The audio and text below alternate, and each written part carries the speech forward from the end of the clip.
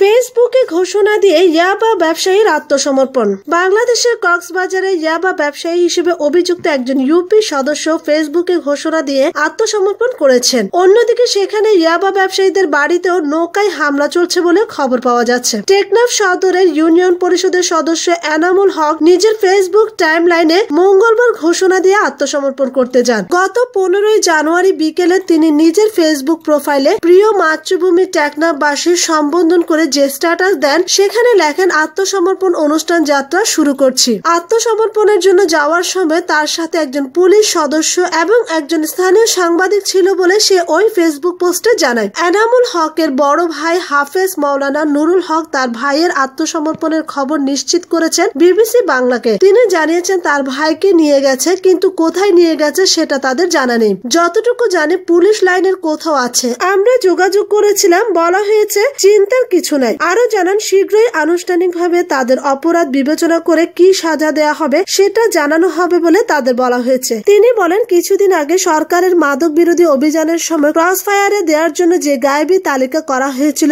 সেখানে তার নাম আছে। শোনার পর থেকে আতঙ্ক বিরাজ করছিল। যখন লোকজন অহরহ ধরে ধরে মেরে ফেলছে, যেহেতু আমাদের শত্রু রয়েছে সেজন্য আমরা মনে করলাম এটা করলে ভালো হবে, সমাজটা ইয়াবা মুক্ত হবে। এভাবে মুরব্বী সহ সবাই মিলে তাকে বোঝানো হলে সে রাজি হয়। তিনি বলেন তার ভাইয়ের বিরুদ্ধে ইয়াবা ব্যবসা, বাড়ি ঘরে হামলা মামলা সহ 2 বা 3টি অভিযোগে মামলা রয়েছে, কিন্তু সবই ষড়যন্ত্রমূলক ভাবে দায়ের করা হয়েছিল বলে তিনি দাবি করেন। সে ফুটবল খেলার জন্য পরিচিত, তাকে ষড়যন্ত্রমূলক ভাবে ফাঁসানো হয়েছে। এইসব মামলা নিয়ে সামাজিক ভাবে আমরা নিজেদের ছোট মনে করছি। প্রতিবেশী একজন ব্যক্তির সাথে জমি নিয়ে বিরোধের জের ধরে তার ভাই সহ 6 জনকে ইয়াবা মামলায় ফাঁসানো হয়েছে বলেও দাবি করেন তিনি জানান মাসখানেক আগে এলাকায় ইয়াবা ব্যবসায়ীদের বাড়ি ঘরে হামলার ঘটনা ঘটেছে। কিছুদিন আগে পুলিশ তাদের বাড়ি ঘরেও তল্লাশি করে। এখন তাদের আসাম মহেশখালীতে জলদস্যুদের যেভাবে জেল হয়েছে সেভাবে তার ভাই সহ আত্মসমর্পণ করা অন্যান্যদের বিভিন্ন মেয়াদে সাজা হবে।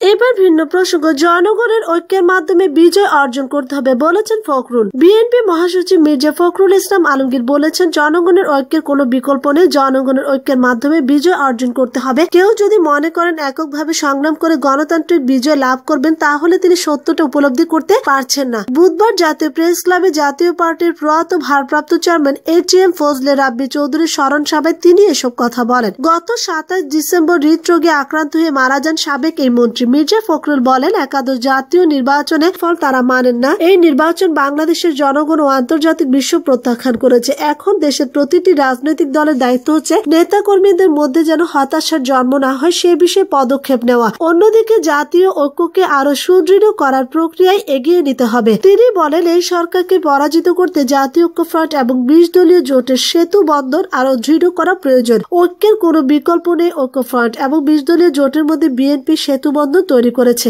অবশ্যই এর ঐতিহাসিক প্রয়োজন ছিল। এখন আরো বৃহত্তর ঐক্য প্রয়োজন। ঐক্য নিয়ে সমালোচনার দিকে ইঙ্গিত করে তিনি বলেন, অনেক প্রশ্ন আছে, রাজনীতি করলে প্রশ্ন থাকবে। কোন পরিস্থিতিতে, কোন পর্যায়ে, কোন উদ্যোগ সঠিক না বেঠিক সেই বিষয়ে আলোচনার প্রয়োজন আছে। সেই আলোচনার জন্য ফোরাম রয়েছে। আশা করি সেসব ফোরামে বিষয়গুলো আলোচনা হবে। নতুন প্রজন্মের প্রতি আহ্বান জানিয়ে বিএনপি মহাসচিব বলেন, হতাশ হবে না, হতাশাই তো শেষ কথা হতে পারে না। নতুন প্রজন্মের সামনে বিরাট ভবিষ্যৎ। তারা আরো বেশি ঐক্যবদ্ধ হবে, আরো বেশি দেশকে ভালোবাসবে। দেশকে ভালোবেসে তারা সামনের দিকে এগিয়ে যাবে। সূর্য উদয় হবে তাদের সামনে গণতান্ত্রিক বাংলাদেশ। জাতীয় পার্টির মহাসচিব মোস্তফা জামাল হায়দারের সভাপতিত্বে আলোচনা সভায় প্রেসিডিয়াম সদস্য SMS আলম, নওয়াব শফিউদ্দিন ভূঁইয়া প্রমুখ বক্তব্য রাখেন।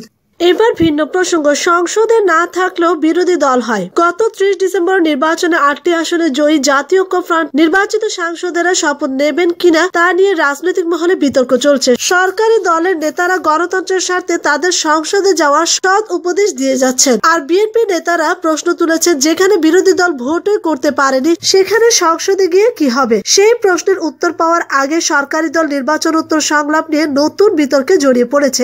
এক নেতা বলেছেন, সংলাপ নয় শুভেচ্ছা বিনিময়। আরেক নেতা বলছেন না প্রধানমন্ত্রী সংলাপই করবেন, দেখা যাক কোথাকার পানি কোথায় গড়ায়। বিরোধী দল থাকা না থাকার বিতর্কটি এখন রাজনৈতিক অঙ্গন ছাড়িয়ে আদালতে গিয়ে ঠেকেছে। 12 জানুয়ারি কেন্দ্রীয় কারাগারের ভেতরে স্থাপিত ঢাকার বিশেষ জজ আদালত 9 নাইকো দুর্নীতির মামলার শুনানিকালে অন্যতম আসামি ও মওদুদ আহমদ শুনানিতে অংশ নিয়ে বলেন, আওয়ামী লীগ সরকারের নাইকোর সঙ্গে চুক্তি করেছিল, আমরা শুধু ধারাবাহিকতা রক্ষা করেছি, যারা করেছে তারা আজ আসামির বাইরে, বলতে দ্বিধা নেই, আমরা এখন বিরোধী দলে। তাই এই সময় দুদকের আইনজীবী মোশাররফ হোসেন ওরফে কাজল বলেন, আপনারা তো এখন বিরোধী দলে নেই। জবাবে হুইল চেয়ারে বসে থাকা খালেদা জিয়া বলে উঠেন, বিরোধী দল শুধু পার্লামেন্টের ভেতরে থাকলে হয় না, বাইরে থাকলেও হয়। আবার এখন দেখি বিরোধী দল সরকারের সঙ্গে থেকেও হয়, যারা জনগণের জন্য কথা বলে তারাই বিরোধী দল। বিএনপি দেশের অন্যতম জনপ্রিয় দল। 1979 থেকে 2018 সাল পর্যন্ত নির্বাচনের ফলাফল বিশ্লেষণ করলে যে পরিসংখ্যান পাওয়া যায় তাতে সেটাই প্রমাণিত হয়। ঐক্যফ্রন্ট গঠনে ভুল ছিল বলেছেন ডক্টর কামাল। জামায়াতের সঙ্গে ঐক্য করে অনিচ্ছাকৃত ভুল হয়েছে, জামায়াতের সঙ্গে কখনো রাজনীতি করিনি, ভবিষ্যতেও করব না বলে মন্তব্য করেছেন জাতীয় ঐক্যফ্রন্টের শীর্ষ নেতা ও গণফোরাম সভাপতি ডক্টর কামাল হোসেন। তিনি বলেন, আমি যখন ঐক্যের সম্মতি দিয়েছি তখন জামায়াতের কথা আমার জানা ছিল না, এটা ঐক্যফ্রন্ট গঠনে ভুল ছিল। শনিবার বিকেলে রাজধানী মতিঝিলে গণফোরামের কেন্দ্রীয় কার্যালয়ে দলের কেন্দ্রীয় কমিটির নেতাদের সঙ্গে বৈঠক শেষে সংবাদ সম্মেলনে তিনি এসব কথা বলেন। ডক্টর কামাল বলেন, জামায়াতের 22 জন প্রার্থীকে প্রতীক দেওয়া হবে বিষয়টি আমি জানতাম না, দেওয়ার পর বিএনপির কাছে আমি ব্যাখ্যা চেয়েছিলাম, তারা বলেছে সবাই ধানের শীষের প্রার্থী, জামায়াতের কেউ নেই। তিনি বলেন, একটা সুষ্ঠু নির্বাচনের মাধ্যমে দেশের সংসদ গঠিত হোক, এটা নিয়ে কোনো দ্বিমত নেই, কিন্তু 30 ডিসেম্বর যা ঘটেছে সেটা তো আপনারা সংবাদ মাধ্যমে পাচ্ছেন। ঐক্যফ্রন্টের শীর্ষ নেতা বলেন, সরকার চাইলে 2-3 মাস বা তার চেয়ে কম সময়ের মধ্যে একটা নির্বাচন করা যেতে পারে। এক প্রশ্নের জবাবে গণফোরাম সভাপতি বলেন, আমি মনে করি জামায়াত ছেড়ে আসতে বিএনপিকে চাপ দেওয়া যেতে পারে। বিএনপির সঙ্গে জামায়াত থাকলে ভবিষ্যতে জাতীয় ঐক্যফ্রন্ট থাকবে কিনা জানতে চাইলে তিনি বলেন, আমি পরিষ্কার ভাষায় বলতে চাই, জামায়াত নিয়ে কোনো রাজনীতি করিনি, জামায়াত নিয়ে কোনো রাজনীতি নয়, অবিলম্বে এই বিষয়ে সুরাহা চাই। তিনি আরো বলেন, সরকারকে বলবো বিতর্ক না বাড়িয়ে একটা সমাধান করা হোক। গণতন্ত্রের ব্যাপারে, সংবিধানের ব্যাপারে, অবাধ নিরপেক্ষ নির্বাচনের ব্যাপারে আমাদের মধ্যে ঐক্য আছে। যেখানে এতগুলো মৌলিক ব্যাপারে ঐক্যমত আছে সেখানে সরকারকে এটার প্রতি শ্রদ্ধা রেখে কিন্তু সুযোগ দেওয়া উচিত, যাতে সবাই অংশগ্রহণ করতে পারে। সবার আস্থা নিয়ে যে কেউ সরকার গঠন করে, তারা সেভাবে সরকার গঠন করলে তাদেরও দায়িত্ব পালন করা সহজ হয়, দেশও যেটা প্রাপ্য সেটা পায়। এই সময় 23 এবং 24 মার্চ ঢাকায় গণফোরামের জাতীয় কাউন্সিল অনুষ্ঠিত হবে বলে জানান ডক্টর কামাল হোসেন।